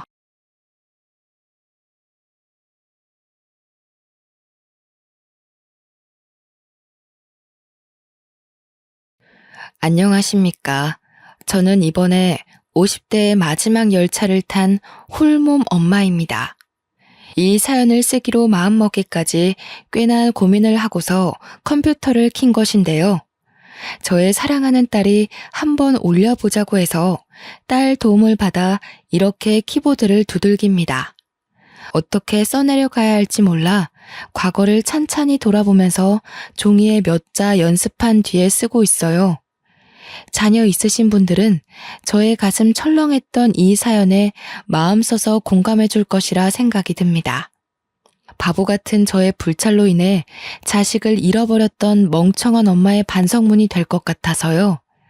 저는 한창 청춘인 시절 남편을 만나서 결혼을 하였습니다. 혼전 임신으로 결혼을 한 것이지만 절대 실수가 아니었고 이미 결혼을 약속한 사이에서 아이가 먼저 생겨버린 것이죠. 사실 아이를 낳기 전까지만 해도 저희 부부는 남들 해먹고 사는 만큼 평범하게 살았습니다. 남편이 돼지고기 납품 업체 사장으로 있었는데 계약건이 많아서 가정을 꾸리기에 문제없는 형편이었거든요. 그런데 남편의 승승장구에 배가 아팠던 부하 직원의 나쁜 시기로 남편은 거짓 누명을 썼고 사업은 부도를 맞게 되었죠. 그때는 저희가 이미 결혼을 했을 때였고 아이도 출산일을 앞두고 있는 상황이었습니다. 그런 와중에 사업 부도 때문에 집안에 압류 딱지가 붙게 되었어요. 또 작은 아파트를 마련했던 곳에서도 쫓겨나고 말았습니다. 부도라는 일이 마냥 남일 같기만 했는데 제게도 일어날 수 있는 일이라는 걸 그때 실감했네요. 남편도 홀로 자책을 굉장히 많이 했거든요. 제 몸이 한참 불편할 때여서 길거리를 오래 돌아다니는 건 불가능했는데 그 때문에 남편이 굉장히 고생을 했었습니다. 남의 집을 두들겨 생전해보지 않은 구걸도 했고 저렴한 여관에 찾아가 무릎 꿇고 사정하며 공짜로 숙식 제공을 받기도 했죠. 그래도 저희 부부의 긴박한 처지를 이해해 주시는 분들이 많았습니다. 제가 임산부인 걸 보고 마음 써서 들여보내주신 어르신 부부들을 지금도 하나하나 마음속에 기억하고 있답니다. 제 몸이 이렇지만 않았어도 남편의 고생을 반으로 덜어줄 수 있었을 텐데 남편한테도 미안하고 뱃속의 아이에게도 미안하더군요. 남편은 있는 돈 없는 돈 털어서 주위 친구들에게 돈까지 빌린 다음 작은 단칸방 월세를 구했는데요. 본래 성심이 좋던 남편은 동료 직원들뿐만 아니라 학교 친구들에게도 인식이 좋던 사람이었어요. 그래서 친구들도 제 남편이 어렵게 되자 작은 돈 모아 남편에게 그냥 줬다고 들었습니다. 겨우 얻은 월세방은 남녀 나란히 누우면 족할 만큼 작았는데요. 그래도 화장실 있고 가스버너랑 냉장고가 있어서 생활은 가능한 곳이었죠. 남편은 저에게 미안하다고 최선이었다고 하는데 저는 전혀 문제될 게 없었습니다. 우리 식구 몸만 뉘일 수 있는 곳이면 어디든 좋았거든요. 그 후로도 안전한 건 아니었습니다. 저와 남편은 빚쟁이로부터 숨어 지내야 해서 마음대로 바깥을 나서지도 못했어요. 남편이 몰래 변장해서 바깥에 노동일을 해서 벌어온 1급으로 근근히 살았죠. 저는 병원 검진도 일부러 가지 않았어요. 입에 풀칠하기도 어려운 사정에 남편에게 부담을 짊어주기 싫었거든요. 그런데 문제는 역시 제 뱃속의 아이들이었습니다. 남편이 힘들까봐 애써 모든 근심과 스트레스를 참고 지냈어서 그런지 출산 예정일이 아닌데 진통이 빨리 찾아왔더라고요. 물론 한두 번이 아니었기에 참으면 또 괜찮아지겠지 싶어 이악 물고 버텼으나 그날은 여느 때와 좀 다른 산통이었습니다. 결국 남편이 퇴근할 때쯤 혼절을 해버려 119에 실려갔죠. 아마 남편이 퇴근하고 도착할 때까지 방치되어 있었을 겁니다. 그런 상황에서 당연히 아이가 무사하지 못했을 거라고 생각했어요. 그런데 아이가 너무 예쁘게 태어나줬더라고요. 조금 당황했던 건 아이가 하나가 아니라 둘이었다는 거죠. 너무 예쁜 쌍둥이였습니다. 검진을 받지 못해서 뱃속에 두 아이의 생명이 있는지 모르고 있었거든요. 우리 아이를 기다렸던 남편에게 얼른 이 소식을 알려주고 싶었어요. 그런데 남편을 찾기도 전 간호사 한 분이 저에게 전해준 쪽지가 있었는데요. 남편이 쓴 메모였습니다. 삐뚤한 글씨로 금방 돌아오겠다는 내용이었죠. 알고 보니 제가 출산을 하고 쌍둥이를 품에 안은 사이 남편은 빚쟁이한테 들켜 도망을 간 것 같았습니다. 남편이 병원비를 계산해 주었지만 입원을 길게 할 수 있는 여건까지 마땅치 않아서 몸을 가눌 수 있을 정도의 퇴원을 하였습니다. 집으로 돌아가서 홀로 산후조리를 했죠. 하루 이틀이 지나도 돌아오지 않는 남편에 한 번은 찾아 나서 볼까 싶었지만 혼자서 몸조리를 하는 터라 그만큼 회복이 너무 느려서 마음처럼 못 움직이겠더군요. 그래도 쌍둥이들만 보면 세상 근심 다 씻기는 기분이라서 버틸 수 있었어요. 그렇게 1년의 시간을 보내고 말았네요. 다시 돌아올 남편을 매일 손꼽아 기다렸으나 끝내 남편은 나타나지 않았습니다. 그 사이 저는 생계를 위해 일자리까지 구해서 일을 하고 있었는데요. 쌍둥이를 집에 홀로 둘 수 없어서 두 아이를 데리고 다니는 일을 찾아야 했어요. 정말 고맙게도 제 사정을 이해하고 받아준 업체가 바로 우유 배달이었어요. 처음에 우유 사장님은 저를 내쳤다기보다는 제 건강 걱정으로 말리려 했습니다. 하지만 제가 당시 할 수 있는 일은 그게 유일하다고 생각하였기에 시켜달라고 제발 사정을 했죠. 사장님이 언제든지 불편한 곳 있으면 말해달라고 배려를 많이 해주셨고 저보고 따로 수금은 걱정하지 말라고 하셨어요. 저는 그렇게 새벽 일찍 쌍둥이를 데리고 우유 배달을 다녔습니다. 100만 원 조금 넘은 돈을 월급으로 받으면서 월세랑 관리비 내고 아이들 먹이고 입힐 걸 구매했죠. 제 옷은 계절용으로 한 벌씩이면 충분했고 김치랑 쌀 10kg 하나를 사서 반개월 이상 그렇게만 끼니를 해결했습니다. 혹시라도 남편이 돌아올까봐 이사를 안 가고 있었는데 벌써 쌍둥이들이 초등학교 갈 날을 앞두게 되었지 뭡니까. 학교랑 당시 살고 있는 곳이 너무 멀어서 위험했어요. 하지만 저희가 이사를 가고 나서 남편이 돌아오면 어쩌나 그 생각에 차마 행동을 쉽게 옮기지 못했죠. 유치원 과정은 어찌어찌해서 제가 나름 가르쳤으나 학교는 의무교육이니 보내야 하잖아요. 여러 번 고민 끝에 우선은 애들이 먼저라고 보고 저는 결국 집을 내놓았습니다.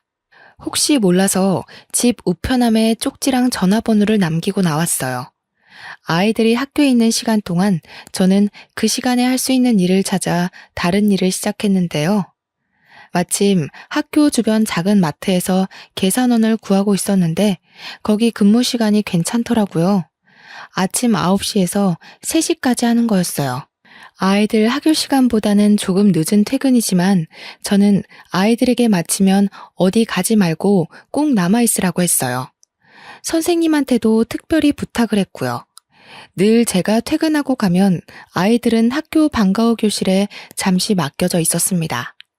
아이들은 언제나 얌전하고 착한 것이 엄마 말을 잘 들었고 저만 보면 쪼르르 달려와 안아주곤 했죠. 남편이 오기 전까지 혼자 아이들을 잘 키워낼 수 있을까 걱정 많이 했는데 아이들이 도와줘서 나름 제 방식대로 잘 살아가고 있는 중이었어요. 그런데 늘 착실하게 제 말을 잘 듣던 아이들이 그날은 어쩌다 친구들 무리에 휩쓸려 버렸는지 모르겠습니다. 그날 일이 벌써 몇 년 전인데도 아직까지 마음에 담아두고 있네요. 그때 생각만 하면 여전히 손이 떨립니다. 저는 여느 때처럼 마트 일을 마치고 아이들에게 줄 과자 2봉지를 사서 학교에 갔는데요. 선생님 하는 말이 애들이 하교를 했다는 겁니다. 엄마를 밖에서 만나면 된다고 했다네요. 학교 앞에 병아리 아저씨 오는 날이었는데 같이 놀던 친구들이 단체로 그거 구경하러 가는 바람에 함께 갔다는 거 아니겠어요? 그 소리를 듣고 저는 서둘러 학교 밖으로 뛰어나왔습니다. 들어올 때도 이미 알았지만 병아리 아저씨는 없었어요. 제가 못 찾는 건가 싶어서 이리저리 뛰다가 학교 후문까지 가게 되었는데 거기서 아이 한 명이 울고 있더라고요. 엄마인 저는 그 아이가 제 아들이라는 걸 단숨에 알아봤고 서둘러 아들 준수에게 달려갔습니다. 준수는 도로 쪽을 보면서 얼굴이 빨개지도록 울고 있었죠. 준수야, 왜 그래? 준이는 어디 갔어? 왜 혼자 있어? 준이는 둘이 같이 있었던 거 아니야? 준이는 어쩌고 혼자서 이러고 있어? 모르겠어. 준이랑 같이 병아리 아저씨 보고 있었는데 갑자기 없어졌어. 준이를 막 불러도 준이 목소리를 못 찾겠어. 학교에도 없어. 이때 저는 철렁 내려앉은 간 때문에 다리에 힘이 풀려버렸습니다. 심장이 너무 빨리 뛰고 손이 떨려서 당장 머릿속이 새하얘졌어요. 그렇게 준수를 붙잡고 한참을 불안에 떨고 있다가 혹시 어디선가 준이가 울고 있지 않을까? 이쯤 되면 친구들이랑도 다 헤어졌으니 엄마를 찾고 있지 않을까? 그런 간절한 마음을 안고 서둘러 일어나 준수 손을 잡고 다시 학교를 찾았어요. 급히 학교 안을 뒤지기 시작했습니다. 선생님들에게도 또 찾아가 제 사정을 말씀드렸더니 당시 교무실에 있던 선생님들이 전부 놀라서 제 딸 준이가 갈 만한 곳을 함께 뒤졌어요. 결국 한 선생님의 신고로 경찰까지 오게 되었고 함께 학교 CCTV까지 뒤지게 되었죠. CCTV에 준이가 찍혀 있는 걸 보고 저는 잠깐 안도를 했던 것 같습니다. 준이를 찾을 수 있다고 막연히 믿었던 겁니다. CCTV 화면을 가만히 지켜보는데 준이가 병아리를 사가는 친구들을 따라가다가 함께 버스를 올라타 버렸더라고요. 그걸 보자마자 저는 애가 타고 마음이 급해져서 몸을 제대로 가누지도 못했습니다. 아휴, 어떡해. 내 딸. 아이고, 선생님, 준이 어떡해요? 제 딸 어떡해요? 한 번도 버스를 타본 적이 없는 아이예요. 경찰 선생님, 제 딸 좀 찾아주세요. 어머님, 우선 진정하시고요. CCTV 찾아서 버스 노선 따라가다 보면 찾을 수 있을 겁니다. 요즘은 거리마다 카메라가 설치되어 있잖아요. 그렇죠, 경찰관님? 그럼요. 버스 탄 시간이 얼마 안 된 것 보면 금방 찾아낼 수 있습니다. 어머님께선 일단 저희랑 같이 서해 신고 접수하러 가시죠. 주변에서 저를 안심시켜 주었지만 저는 이미 온전한 정신이 아니었습니다. 불안한 마음이 가시지 않아서 그때부터 거의 오열했던 것 같아요. 경찰서에 가서 우리 딸을 실종 신고로 접수했고 경찰이 아이를 찾게 되면 연락 주겠다고 해서 일단 준수만 데리고 집에 왔습니다. 아이 하나 없을 뿐인데 집이 텅텅 비어 보이더군요. 준이 생각 때문에 도통 진정이 안 됐어요. 깜빡하고 준수 밥도 못 챙겨줬다는 걸 뒤늦게 알고 앓던 몸을 일으켜 밥을 준비했죠. 그러면서도 휴대폰을 몇 번이나 들여다봤는데 날이 저물어 가도록 경찰서에서 연락이 없더라고요. 그러다 꼬박 밤이 되었을 무렵 제가 먼저 경찰서 다시 연락해봤습니다. 어머님, 저희가 최대로 찾고 있는데 아무래도 아이가 아줌마 한 분을 따라간 것 같아요. 버스에서 내린 곳은 확인이 됐는데 그 동네가 인터넷도 잘 안 터지는 곳이라 CCTV도 몇 개 없더라고요. 뭐라고요? 아줌마라뇨? 무슨 아줌마요? 그럼 지금 우리 딸 못 찾고 있다는 말씀이세요? 우리 딸 찾아준다고 하셨잖아요. 아이고 준이야, 우리 준이 찾을 수 있다면서요, 선생님. 이쯤 되면 미아 신고가 접수돼서 연락이 올 법한데 데려간 사람이 경찰서에 맡기지 않았나 봐요. 저희 쪽에서 방금 아이가 마지막으로 찍혔던 현장으로 출발했거든요. 조금만 더 기다려주세요. 죄송합니다. 저는 준수 밥을 준비하다 말고 그대로 풀썩 주저앉아 버렸습니다. 바닥에 몸을 묻고 목이 매도록 울었죠. 제가 우니까 준수도 겁에 질려서 같이 울었는데 엄마가 돼서 아들 불안을 진정시켜주지는 못할 망정 오히려 제 아들을 부둥켜 안으며 준이 이름만 여러 차례 불렀네요. 아이고 준수야, 우리 준이 어떡하니? 준수야, 네 동생 어떡해? 준이야, 제발 무사해줘. 제발 엄마한테 무사히 돌아와야 돼.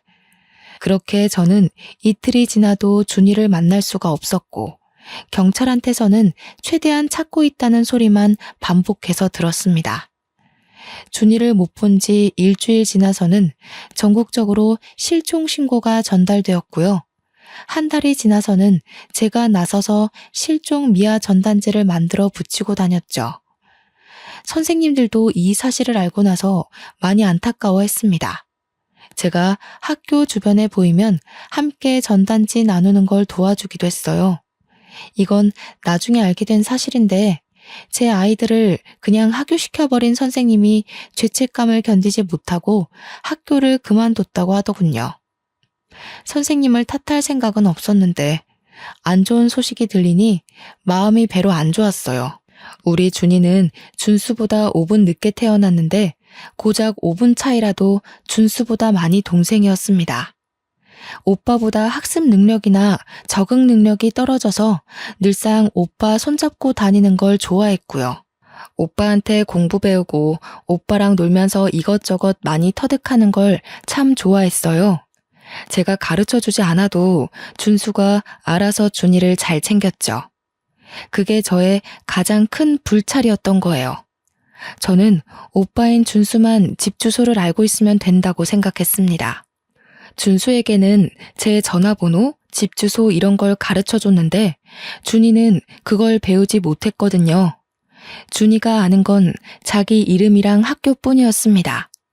그래서 제가 더 이렇게 애가 타는 겁니다. 너무 후회가 되고 다 제 잘못이라서 원망할 곳이 없었으니까요. 저는 일단 최대한 학교 가까이서 일을 해야 했어요. 마트 일도 학교 근처라 가까웠지만 그것보다 더 가깝기를 원했죠. 아이들이 정문을 들락날락하는 게 보일 만큼이요. 그나마 그러한 곳이 문방구 일이었는데 거긴 개인이 자리내서 하는 거라 딱히 알바를 쓰지 않더군요. 그렇게 생각해낸 게 작은 포차를 하는 거였습니다. 처음에는 붕어빵을 할까 하다가 준이가 국화빵을 좋아했던 게 생각이 나 국화빵으로 장사를 시작했어요. 장사하다가 한 번씩 제 딸의 모습과 비슷한 아이를 발견하면 미친 듯이 달려가 확인하는 짓을 며칠간 반복했습니다. 그러다 1년 뒤에 그토록 기다렸던 경찰한테서 연락이 왔는데요. 어머님, 김창진 씨가 남편분 되시죠? 신원 확인이 필요해서 경찰서에 방문해 주셔야 될 것 같습니다. 김창진 씨가 맞다면 애석하게도 사망한 채로 발견이 되셨거든요. 기다렸던 준이의 연락은 아니었지만 남편의 사망 소식은 저를 또 한 번 무너지게 하는 일이었어요. 남편은 끝내 식구 곁을 돌아오지 못했고 산중 어딘가에서 등산하던 사람의 신고로 유골로 발견이 되었다고 해요. 착하게 살아온 제 남편, 도망치고 도망치다가 그런 험한 꼴로 외롭게 죽었다고 생각하니 너무 가슴이 미어졌습니다. 토끼 같은 새끼들 얼굴 한번 보려고 제 출산일을 그토록 기다렸던 사람인데 끝내 아이들을 보지도 못하고 눈을 감았다니 이렇게 불쌍한 처지가 또 어디 있단 말입니까? 저는 어린 아들과 둘이 조촐하게 남편의 장례를 치르고 남편을 납골당에 안치했습니다. 문득 그런 생각이 들더군요. 돌아오지 못하고 사망으로 소식을 알린 남편처럼 제 딸도 그렇게 돌아올까봐 너무 무서웠어요. 그동안은 아니라고 내 딸 분명 살아있을 거라고 굳게 믿고 지냈는데 남편의 부고 때문에 너무 크게 흔들린 거죠. 매일 밤 자기 전에 하늘에 있는 남편에게 빌었어요. 우리 어린 딸 준이 당신이 좀 지켜달라고. 당신이 있는 곳에서 우리 준이가 보인다면 제발 좀 지켜달라고 수없이 기도했죠.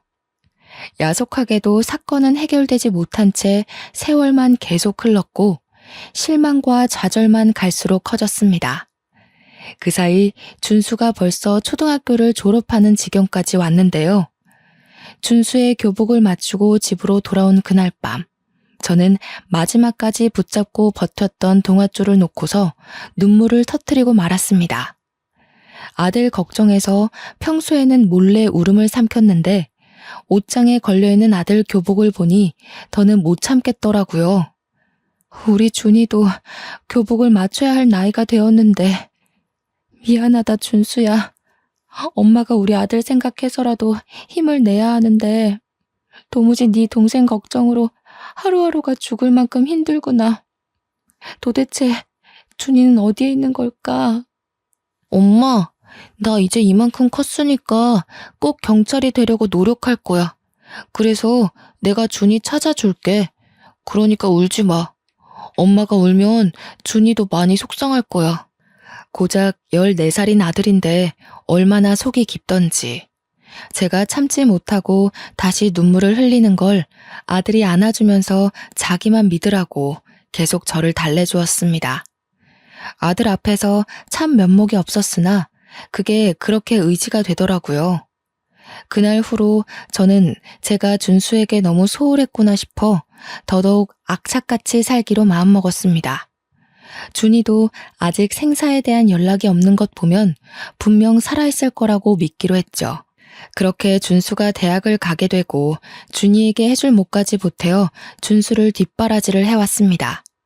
준수는 저한테 경찰이 될 거라고 포부를 밝힌 순간부터 단 한 번도 장래의 희망을 바꾼 적이 없었는데요. 정말로 번듯한 경찰 공무원이 된 거 있죠. 저는 아들이 얼마나 열심히 공부하고 노력했는지 지켜봐서 알고 있어요. 첫 시험에서 바로 합격했는데 그동안의 노력이 빛을 발한 것 같아 그게 너무 자랑스럽다가도 어린 나이부터 저 때문에 원하는 꿈 한 번 꿔보지 못하고 경찰만 바라보고 달려온 건 아닌가 하는 생각에 오랜만에 눈물을 보여버렸네요. 고맙다 준수야. 엄마가 신경을 많이 못 써줬는데 이렇게 잘 커줘서 너무 고마워. 그리고 미안해. 엄마가 너한테까지 마음의 짐을 짊어준 것 같아. 그게 너무 미안해서 어쩌니? 그런 말 하지 마. 준이는 나한테도 동생이잖아. 내가 준이 손만 잘 잡고 있었어도 이렇게 되진 않았을 텐데. 내 잘못이 커. 무슨 일이 있어도 내 동생 내가 꼭 찾을 거야. 아휴, 이 착한 것. 좋은 집에서 좋은 부모 만나 자랐으면 이 고생 안 해도 되었을 텐데. 엄마라는 사람이 너무 못난 모습만 보여줬네. 그래도 정말 멋있게 커줬다 우리 아들. 참 장해. 그만 자취해도 된다는 제 말에도 준수는 끝까지 저와 같이 사는 걸 고집했습니다. 출근 거리가 멀어서 피곤할 텐데도 괜찮다고만 하네요. 그래도 아들이 멋진 경찰이 되는 덕분에 저는 본래 살던 집 주변으로 조금 더 큰 전셋방을 얻을 수 있었어요. 이 동네를 완전 떠날 수 없었던 건 순전히 우리 딸 때문이었죠. 혹시라도 우리 딸이 이 동네를 기억해서 찾아올 수도 있잖아요. 그렇게 준수가 경찰이 되고 1년 차가 지났을 무렵 준수가 저한테 몸 생각하라고 부탁을 하는 바람에 장사를 접고 한동안 집에서 쉬게 되었어요. 무료하게 집에만 박혀 있으면 또 늘어질 수 있으니 제게 요리학원을 또 등록해 주더라고요. 언제 한번 아들한테 결혼하기 전에 요리하는 걸 좋아했었다고 우스갯소리로 한번 말한 적이 있는데 아들이 그걸 기억하고 서프라이즈로 수강을 신청해 준 거 아니겠습니까?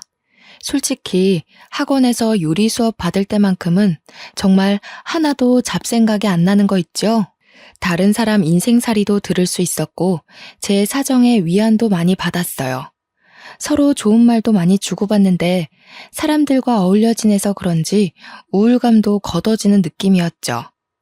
수업 들은 내용들을 꼬박 수첩에 메모해서 아들이 준 용돈으로 아들에게 요리를 선보이면 아들이 맛있다고 저를 치켜 세워주며 큰 호응을 해주는데 그때마다 민망해 죽겠더라고요. 그래도 어딘가 모르게 저희 집안의 분위기가 달라졌어요.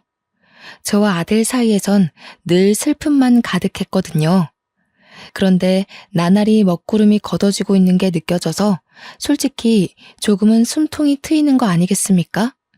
이게 다 살면서 이 못난 엄마를 보필하느라 애썼던 자랑스러운 우리 아들 덕분이겠죠. 다 죽은 사람처럼 딸 전단지를 돌리는 것도 아들의 힘을 빌려 SNS에 실종 가족 소식을 등록하고 난 뒤부터 활동하지 않았습니다. 아들이 경찰로서 선배들에게 부탁해서 힘쓰고 있으니 저보고는 다시 만나게 될 준이를 위해 몸조리하라고 하더군요. 한 번도 가져본 적 없던 저만의 시간을 조금이나마 찾아서 지내고 있을 쯤이었습니다. 준수 말고는 연락 올 데가 없는 저에게 모르는 번호로 한 통의 전화가 왔는데요. 요리학원 쪽 연락인가 싶어서 아무런 생각 없이 전화를 받았습니다. 수화기 안에서 가냘픈 아가씨의 목소리가 흘러나왔어요. 강준수 씨 댁 맞냐고 묻는 소리였죠. 네, 제가 준수 애미 되는 사람인데요. 누구시죠? 우리 준수 친구 되시는 분인가요? 전화번호를 잘못하셨네요. 준수 번호를 알려드릴까요? 제 신원을 먼저 밝혀주었는데 정작 안에서 돌아오는 대답이 없더라고요. 누구길래 제 번호를 알고 전화를 했고 우리 아들을 찾는 건지 궁금했습니다.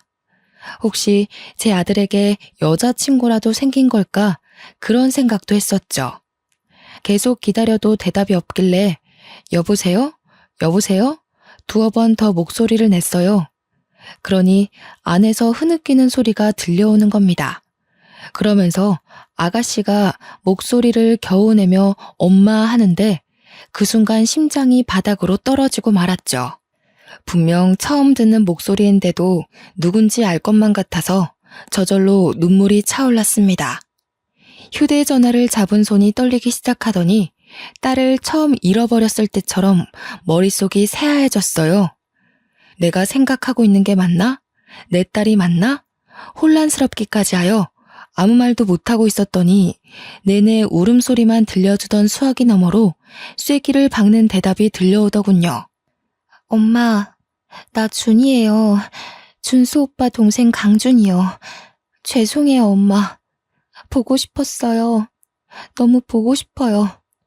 딸 목소리로 딸 이름을 듣는 순간 저는 그동안 억눌러왔던 애통함이 한꺼번에 밀려왔습니다. 목구멍 밖으로 울음이 터져나와 버린 것이죠. 지금 뭐라고 그랬어요? 강준이요? 내 딸이요? 장난치는 거 아니죠? 어머나, 정말로 준이가 맞는 거니? 너 정말 내 딸 준이야? 내 딸이 정말로 살아있었던 거니? 지금 너 어디야? 엄마가 그리로 갈게, 응? 숨이 막힐 것처럼 괴로웠고 비통함이 넘쳐 흘렀지만 당장 딸을 만나야겠다는 생각밖엔 안 들더라고요. 제 눈으로 얼굴을 확인해야 할 것 같아서 수화기를 붙잡고 어디냐고 그렇게 울며 불며 물었어요. 딸도 많이 울고 있는지 목소리가 많이 떨렸는데 그러면서 하는 말이 자신이 다녔던 초등학교에 있다는 겁니다. 저는 전화를 끊자마자 신발도 못 신고서 허겁지겁 달려나갔습니다. 학교랑 5분밖에 걸리지 않는 거리를 맨발로 미친 듯이 뛰었어요. 도로에 차가 오는지도 못 보고 그냥 무작정 달려서 운동장으로 뛰어 들어갔는데요. 그때 막 학교 건물 쪽에서 나오는 아가씨 한 명을 보았습니다. 겉모습이 못 알아볼 정도로 너무 달라져 그냥 지나쳤다면 모르고 넘어갈 수 있어요. 그러나 얼굴이 붉어져서 울면서 걸어오는 아가씨의 모습이 영락없는 제 딸인 겁니다.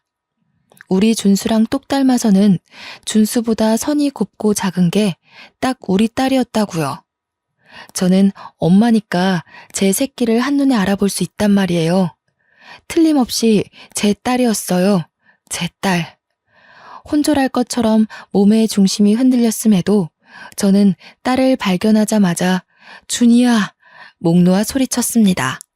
과연 제가 죽기 전에 우리 딸 얼굴을 보면서 따뜻하게 이름 불러줄 날이 올까 염려 많이 했거든요. 그래서 그동안에 한을 담아 준이를 몇 번이나 더 외쳤어요. 금세 가까워진 딸은 몸만 자랐지 얼굴은 마지막으로 봤을 때와 똑같더라고요. 너무 보고 싶었다고 아이처럼 안기는 준이를 꽉 보듬어주며 그 자리에서 얼마나 울었는지 모릅니다. 몇 번이고 딸 얼굴을 다시 확인하면서 이게 꿈인지 생시인지 정신 차려가면서 부둥켜 안고 오열하기만 했어요. 대체 이게 어떻게 된 거야? 도대체 어딜 갔었던 거야? 엄마랑 준수가 얼마나 걱정했는지 알아? 살아있다고 믿어야지. 내 딸 안 죽었다고 믿어야지 하면서도 몇 번을 무너져 내렸는데. 고맙다, 준이야. 이렇게 살아있어줘서 너무 고마워. 엄마가 우리 딸 빨리 못 찾아줘서 미안해. 그땐 제가 완전 정신을 놓았다고 봐야 했어요. 딸을 꼭 붙들고 절절하게 부르짖으며 아이를 야단치다가도 금세 고맙다고 다행이라고 안아주기를 반복하며 정신사납게 행동했죠. 성인이 돼서 엄마를 찾고 싶었는데 엄마 이름을 모르겠더라고요. 전화번호도 모르고 살던 곳도 잘 기억이 안 나서 더 오래 걸렸어요. 그나마 내가 기억나는 게 학교라서 이 학교를 몇 번 왔었는데 지난 날이 하나도 기억 안 나는 거예요. 엄마 잘못이야. 내가 준수 하나만 철석같이 믿고 너희 둘이 떨어질 수도 있다는 걸 미처 생각 못했어. 다 엄마 때문이야. 미안하다, 딸아. 엄마 탓 아니에요. 제가 오빠 허락 없이 친구들 따라가는 바람에 그렇게 된 거지. 학교에 찾아와도 졸업 앨범은 졸업생이나 학부모 아니면 함부로 못 보여준다 하더라고요. 엄마랑 오빠를 찾으려면 이 학교에 아주 들어오는 방법밖엔 없었어요. 그래서 저 지금 여기 학교 교생으로 다니고 있어요. 자기 오빠 이름과 초등학교만 알고 있었던 딸은 이 학교를 졸업한 준수 앨범을 찾아서 제 전화번호를 발견했다고 했습니다. 딸도 딸 나름대로 고생해서 지 친엄마를 찾고자 애를 썼다고 하니 그건 그거대로 또 가슴이 미어지더라고요. 엄마가 지금 꿈을 꾸고 있는 건 아닌가 싶다. 어떻게 내 딸이 꿈에서만 보던 내 딸이 이렇게 살아 돌아왔을까? 세상에 무슨 이런 일이 다 있어. 제가 좀처럼 눈물을 멈추지 못하고 몇 번이나 몸을 휘청이자 딸이 저를 데리고 가까운 벤치로 향했습니다. 그 자리에서 저와 딸은 한참이나 더 깊은 이야기를 나누었죠. 미처 신발을 못 신고 나온 저를 위해 딸이 자기 신발을 벗어주기까지 했네요. 저는 혹시라도 이 모든 게 환상이라 딸이 사라져버릴까봐 딸 손을 꼭 힘주어 잡고 있었습니다. 여태 딸 얼굴을 확인하고 울부짖느라 정신없어서 정작 딸이 어떻게 살아왔는지 묻지 못했더라고요. 앉아서 해가 다 저물도록 딸 이야기를 들어주었는데요. 그날 버스를 타고 친구들이 각자 집에 다 내려서야 딸은 오빠를 잃어버렸다는 걸 알았다고 했습니다. 그걸 알고서 뒤늦게 아무 정류장에서 내렸다고 했어요. 한참을 오빠와 엄마를 찾으며 울면서 걸었다네요. 해가 다 저물 때까지 목이 터져라 울었는데 주위를 보니 건물이 몇 개 없고 풀이 많았다고 하는 겁니다. 사람 한 명 없는 그곳에서 자기 엄마 같은 아줌마 한 명과 마주쳤는데 아줌마도 울고 있었다고 했습니다. 그 아줌마가 자신을 데려가서 밥을 먹여줬다고 하더라고요. 딸이 말하는 아줌마가 과거에 경찰이 말했던 그 아줌마가 아닐까 싶습니다. 그날 아줌마도 교통사고로 우리 딸과 비슷한 또래의 자식을 잃고 길거리를 거닐며 서럽게 울고 있었다네요. 그러다 제 딸을 발견해서 가여운 마음에 밥을 먹이고 싶어서 자기 집에 데려갔고 제 딸을 돌려보내기 위해 경찰에 신고를 하려고 했는데 하룻밤 재워서 보낼까 싶어 신고를 미뤘대요. 그렇게 하루 이틀 미루면서 자기 딸을 잃은 상실감을 제 딸 키우면서 위안받았다고 했어요. 제 딸을 돌려보내는 게 마치 자기 죽은 딸을 완전히 보내주는 것만 같아서 차마 마음의 준비가 안 되었다고 하는 겁니다. 딸 말로는 그래서 일이 이렇게 되어버렸다고 해요. 그 아줌마가 딸이 좀 자라고 난 후 그동안 잘못을 용서 빌었다고 하대요. 솔직히 화가 나는 게 당연하잖아요.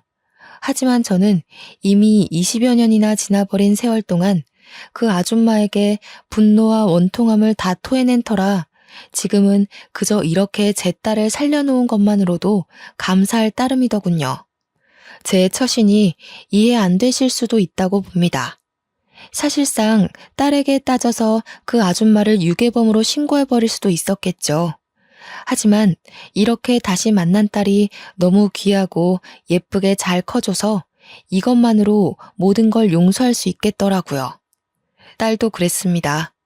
아줌마 정작 착하고 불쌍한 사람이라고 자기를 정말 친딸처럼 아껴주고 늘 옆에 있어줘서 고맙다고 눈물을 보인 사람이라면서요. 우리 딸이 나쁜 어른한테 잡혀가지 않은 게 얼마나 다행입니까? 요즘처럼 위험한 세상에서 실종되고도 살아있다는 게 정말 기적이 아닙니까?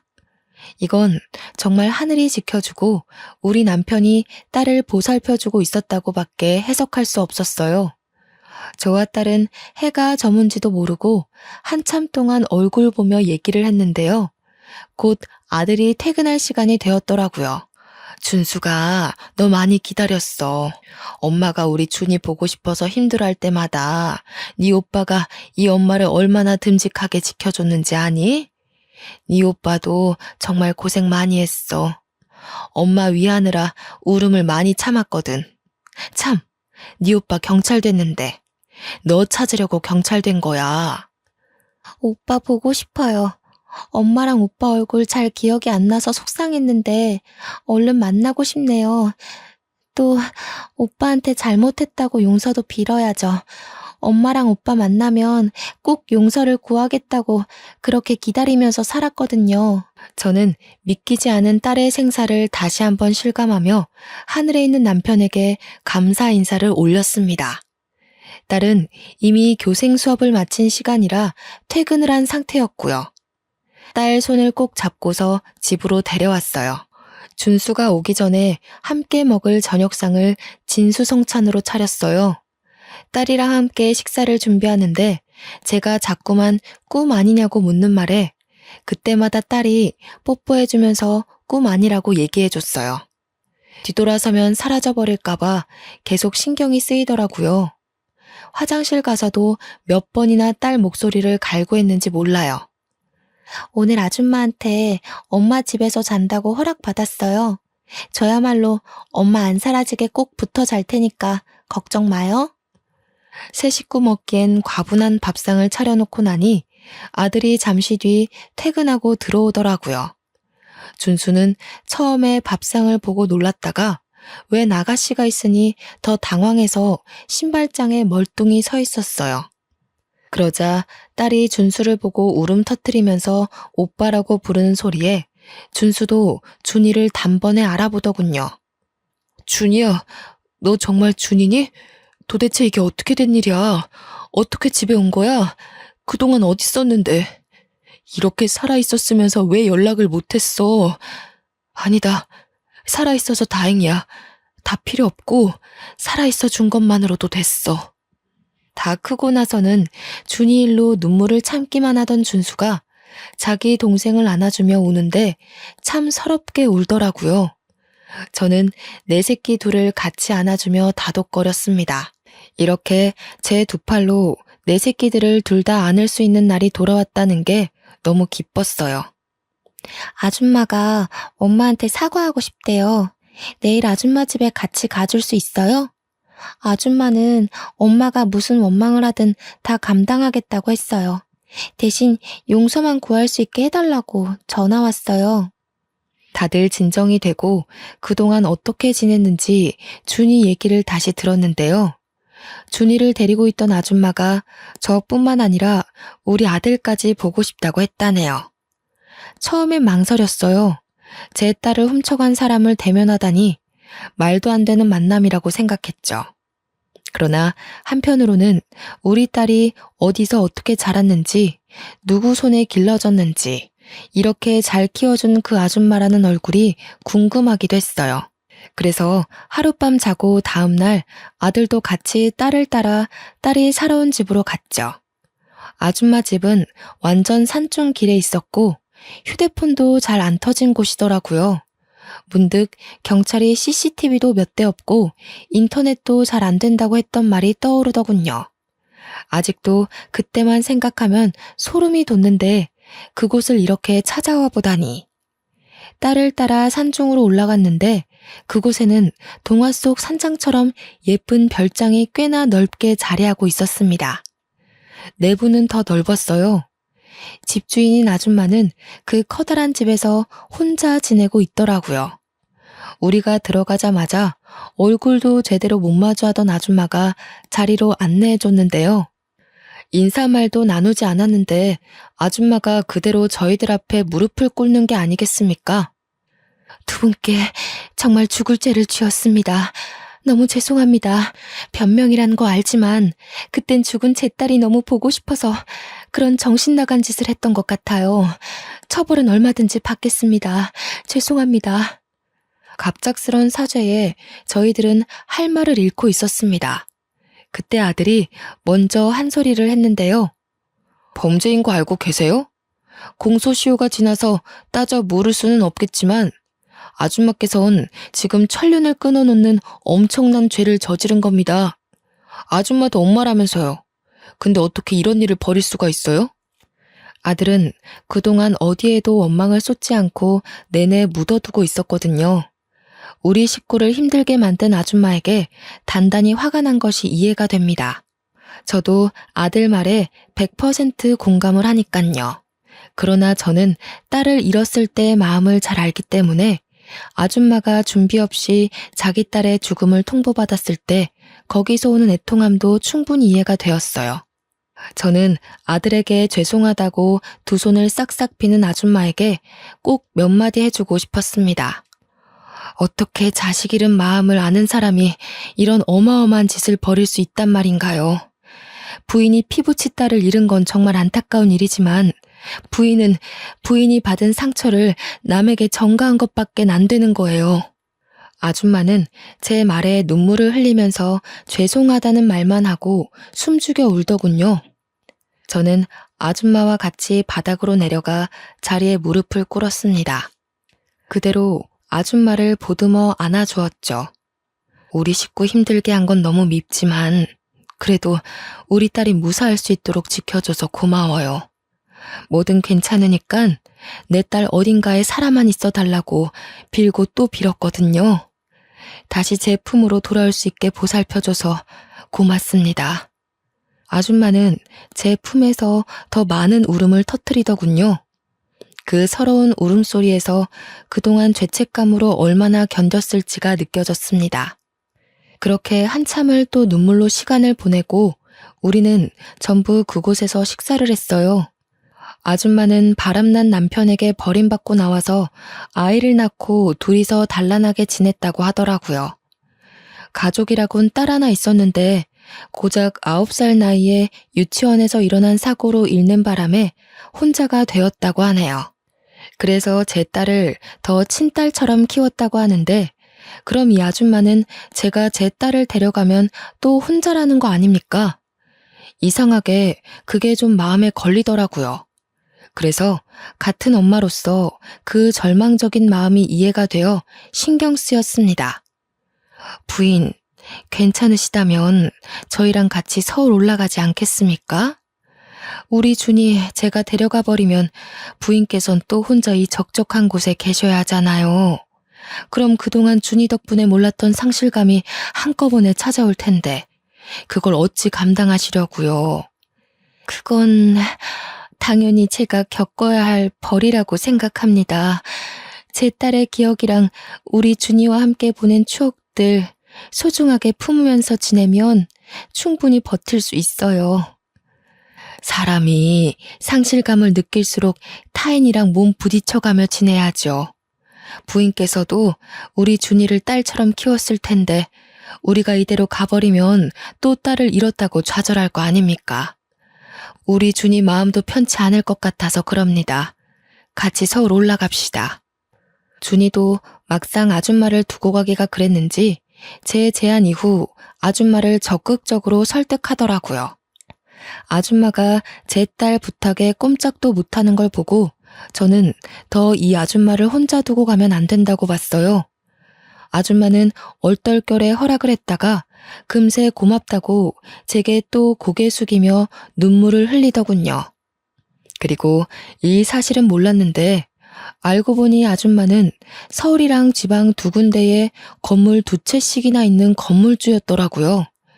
다 처분하고 그 어마어마한 돈을 쓰지도 않고 가지고 있었는데 그나마 그 돈을 사용한 이유가 우리 준이를 위해서였대요. 준이는 제 생각보다 훨씬 더 호강받으면서 살았던 거죠. 아줌마는 그날 이후 자진해서 서울 중심으로 집을 구하더니 저희 집에 이삿짐 센터까지 보내왔습니다. 제안은 제가 했다만 대접까지 제가 받는 기분이더군요. 아줌마가 부자 동네에다가 주택을 하나 매매하고서 우리에게 보여줬는데요. 이 정도의 집을 원한 게 아니었는데 우리는 그 값비싼 건물을 보고 다 어안이 벙벙했어요. 부인, 앞으로 돈만큼은 걱정하지 마세요. 제가 가진 게 돈밖에 없어요. 부인께서 저한테 식구를 선물해 주셨으니 저는 제가 가진 모든 걸 드릴게요. 아줌마는 딸이 이전에 말했던 대로 정말 착하고 불쌍한 그리고 순수한 사람이었습니다. 아들도 그게 느껴졌는지 얼굴 보고 안면 튼 지 3일 만에 전 재산을 바치려고 하는 아줌마를 보고 더는 원망 섞인 소리를 못 하더라고요. 오히려 저 아줌마가 어디 가서 사기 안 당하게 조심시켜야겠다고 주의를 기울이고 있었어요. 그 얘기를 저한테 심각하게 하는데 저랑 딸이 얼마나 웃었는지 몰라요. 어쨌든 제게는 뜻밖의 식구가 하나 더 생긴 셈이었어요. 아들 하나, 딸 하나, 그리고 저와 나이가 1살 차이 나는 순박한 언니까지요. 아줌마는 저보다 더 우리 애들한테 관심과 애정을 주었는데요. 준이뿐만 아니라 준수 뒷바라지까지 솔선수범으로 나서서 지원해주고 있어요. 제가 그렇게까지 안 해줘도 된다고 해도 언니는 다 자기가 좋아서 해주는 거라고 자기 자식 같아서 해주고 싶다고 하길래 그냥 내버려 두고 있습니다. 언니한테는 그게 또 속병을 치유하는 방법 중 하나일 테니까요. 그렇게 정말 죽을 만큼 힘든 세월을 보내고 저는 지금 너무나 큰 기적의 삶을 살고 있답니다. 딸은 선생님으로, 아들은 경찰로, 그리고 저와 언니는 여가 생활을 함께 즐기면서 무탈하게 지내고 있어요. 이 행복이 영원하길 바랄 뿐인 마음으로 살고 있죠. 가끔은 그런 생각이 들더라고요. 남편이 저 혼자 고생 많이 했다고 주는 선물 같은 순간이 아닌가 하는 생각이요. 딸을 찾기 전까지만 해도 남편에게 눈물 섞인 기도만 올렸는데 지금은 남편이 살아있을 때 많이 보여줬던 웃는 모습으로 기도를 올리고 있거든요. 어떠세요? 제 인생 정말 기적이지 않나요? 저는 이게 모두 힘든 시련을 이겨낸 시간의 선물이라고 봅니다. 다들 나 혼자만 종종 걸음하고 있는 게 아닌가 하는 생각이 들더라도 결코 무너지지 말았으면 좋겠어요. 굳센 비바람 뒤에는 무지개가 떠오르는 법이잖아요. 여러분들의 간절한 바람이 모두 이루어지길 진심으로 바랍니다. 제 사연은 여기서 마무리하겠습니다. 긴 글 감상해 주셔서 고맙습니다. 늘 안녕하세요.